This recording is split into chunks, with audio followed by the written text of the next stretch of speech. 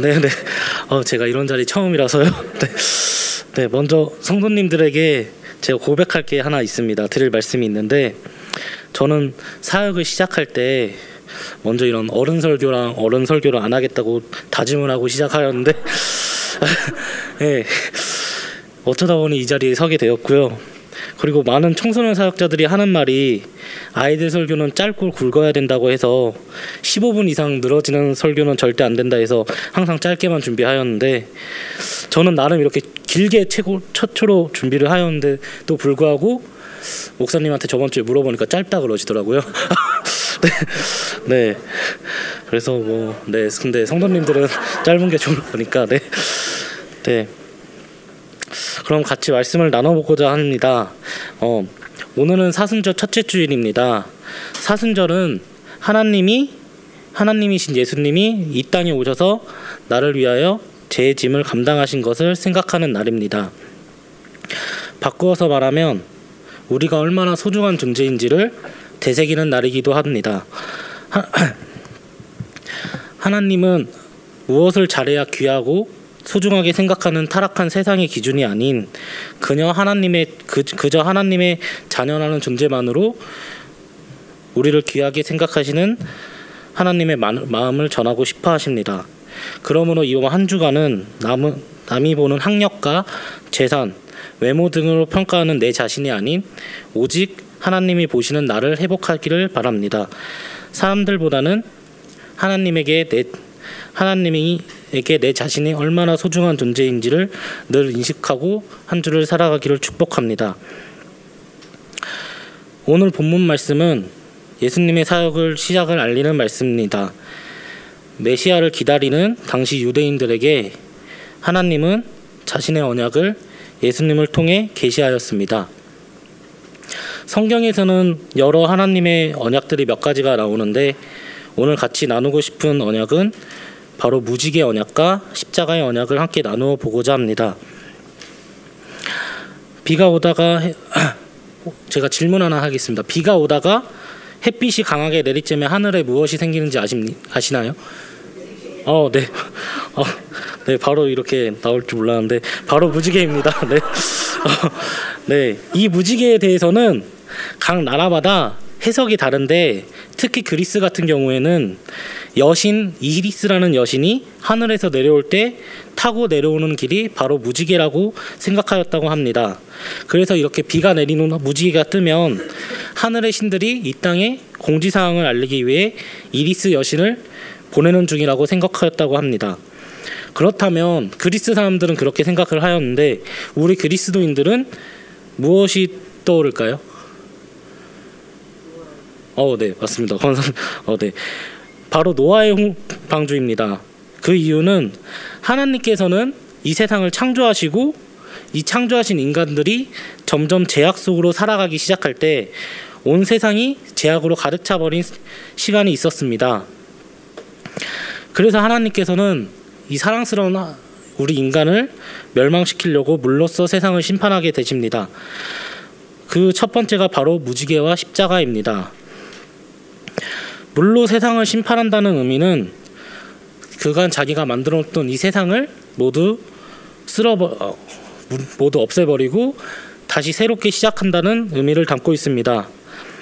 에덴 동산에서 아담과 하와로부터 인류가 시작되었던 것처럼 홍수 후에 새로운 시작을 이끌어 나가시겠다는 하나님의 굳은 의지가 담겨 있습니다. 노아는 120년 동안 산 꼭대기에서 방주를 만들 때 당시 사람들은 그를 무시하고 비웃었으며 놀리기 시작하였습니다. 어느 누구도 40일 밤낮으로 이 땅에 비가 내리고 땅이 물에 잠길 것이라는 하나님의 말씀을 듣지도 믿지도 않았습니다. 그 결과 우리가 모두 알다시피 노아와 그 가족 8명만 구원을 받았으며 나머지 인류는 모두 심판을 받는 역사를 갖게 되었습니다. 그들의 죄의 결과였으며 하나님의 말씀을 믿지 않았던 결과였습니다. 그렇게 길고 긴 홍수가 끝난 이후 방주에서 나온 노아는 바로 하나님에게 재난을 쌓고 번제를 드립니다. 번제를 드렸다는 것은 지금 우리처럼 예배를 드렸다는 것인데, 예배 후 하나님께서는 노아와 한 가지 약속을 맺으십니다. 그 약속이 바로 오늘 화면에 나오는 창세기 9장 11절입니다. 다 같이 한번 읽어보도록 하겠습니다. 내가 너희와 언약을 세우리니 다시는 생물을 홍수로 멸하지 아니할 것이라. 땅을 멸할 홍수가 다시 있지 아니하리라. 아멘. 다시는 물로 심판하지 않으시겠다는 약속이었으며 홍수로 인하여 모든 인류가 멸망한 상태에서 노아와 그의 가족들은 두려움으로 방주 밖으로 나왔을 것입니다. 혹시나 또다시 비가 내려 홍수로 망하게 되면 어떡할까라는 막연한 두려움 또한 있었을 것입니다. 하지만 그 두려움에 떠는 노아에게 하나님이 나오셔서 한 가지 분명한 약속을 하셨습니다. 다시는 홍수로 멸하지 않겠다고 말입니다. 하나님의 이 약속의 증거가 비가 내린 후에 뜨는 무지개입니다. 하나님께서는 이 무지개를 통하여 이 땅 가운데 홍수로 인하여 인류가 멸망하게 되는 일은 결단코 없을 것이라는 분명한 약속을 해주셨습니다. 누구든지 무지개를 볼 때마다 인간의 죄성을 기억하고 그 죄로 인하여 심판받았음을 생각하며 심판 이후에도 하나님께서 믿는 자를 구원해 주신다는 것 사실을 분명히 우리는 알 수 있습니다. 그런 의미에서 하나님의 약속의 무지개는 곧 그리스도와 그분의 십자가를 연결지어 말할 수 있습니다. 하나님의 아들이신 예수 그리스도께서 십자가에 죽으심으로 우리는 죄 속에 죽을 수밖에 없었던 운명을 다시 살아갈 수 있게 해주셨습니다.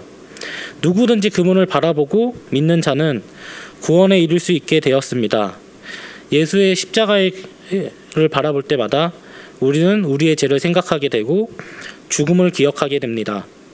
그리고 그 예수 그리스도를 통하여 구원의 은혜를 받았음을 동시에 기억할 수 있게 됩니다. 무지개 또한 마찬가지입니다.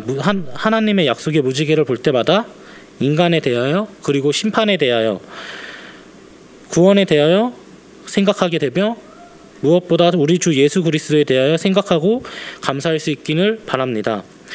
두 번째는 지금도 기다리시는 하나님입니다.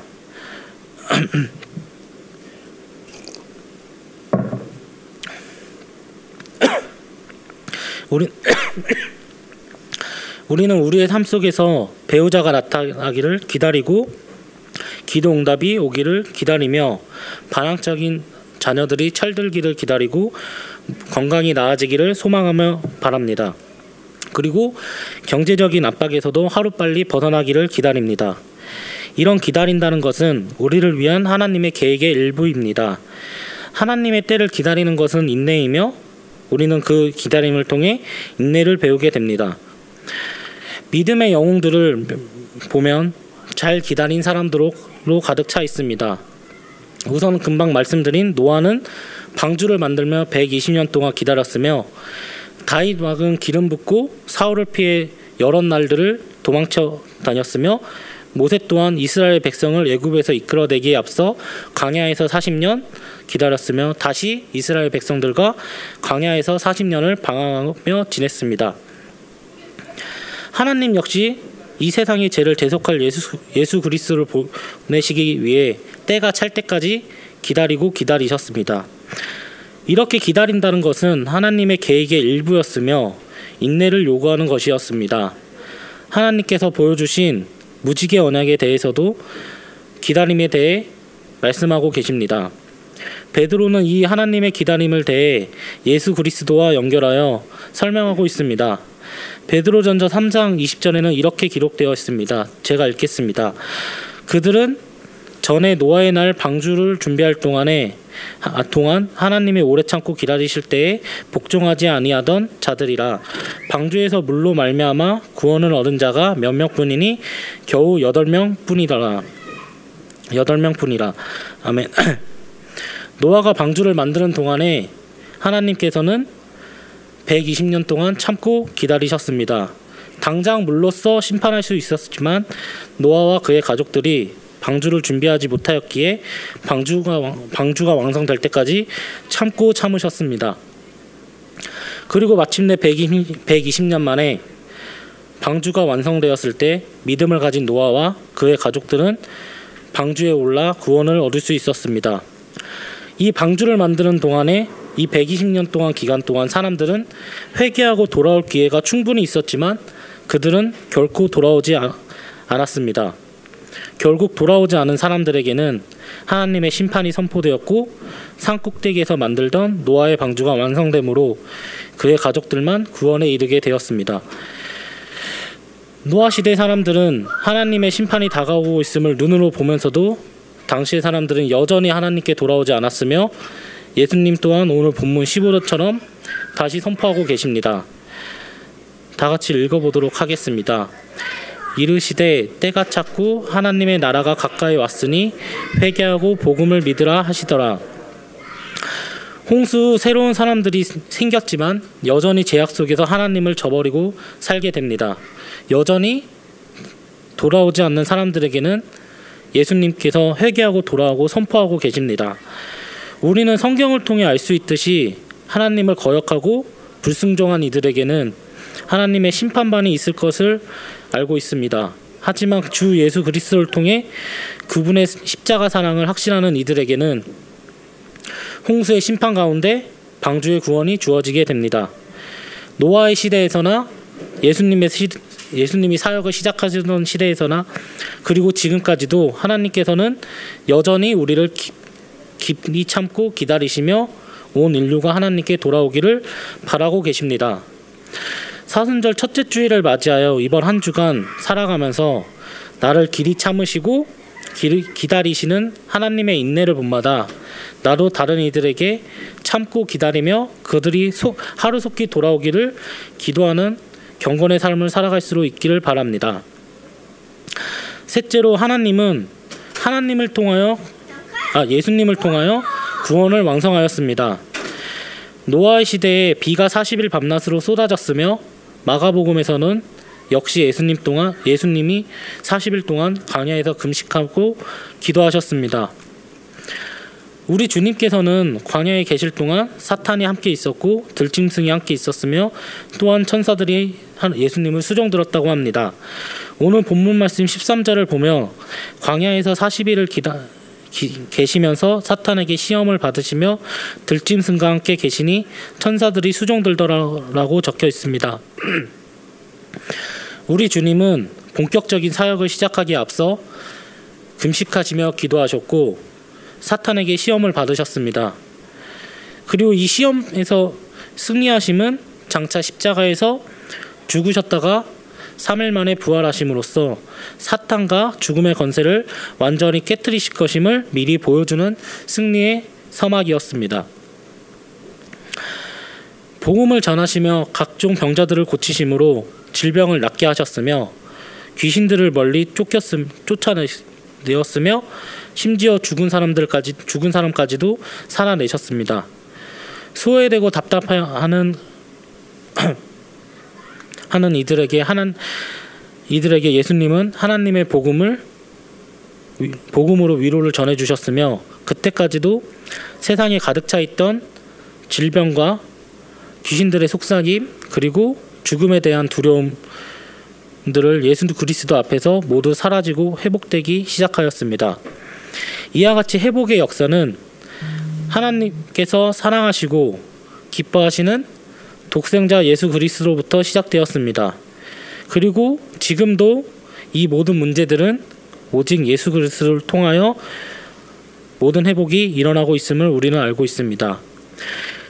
마지막으로 우리에게 예수 그리스도는 확신을 주시는 분입니다. 지금 우리는 세계에 유례없는 팬데믹 시대 코로나19로 인한 두려움과 공포의 시대로 살아가고 있습니다. 점점 마스크를 벗으며 위드 코로나라고는 하지만 언제 이 코로나라는 문제가 종식될지 그리고 이 치료약이 나올지는 아무도 알 수 없고 해결할 수 없는 시대를 살아가고 있습니다. 이와 같이 불확실하고 두려움이 가득 찬 시대를 살아가면서 우리는 분명히 한 가지를 꼭 기억하였으면 좋겠습니다. 바로 우리 주 예수 그리스도께서 이 땅에 나를 위해 오셨으며 나를 위해 고난을 당하셨고 나를 위해 십자가에 죽으셨으며 바로 나를 위해 부활하셨다는 사실입니다. 이 놀라운 복음은 코로나19를 덮고 두려움을 극복하게 하며 세상의 모든 공포를 이길 힘을 넉넉히 줍니다.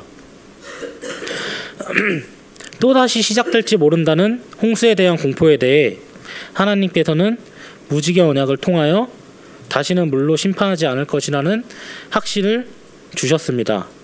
그리고 2000년 전 우리 주 예수 그리스도께서 유대 땅에 오셔서 구원의 증거로 십자가의 언약을 우리에게 주심으로 우리는 구원에 대한 확신을 얻었습니다.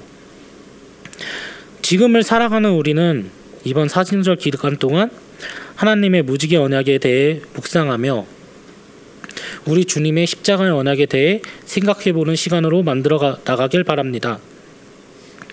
분주하고 바쁜 일상 속에서도 날 구원하신 우리 주님의 사랑을 생각하고 감사하는 삶으로 살아나가길 바랍니다.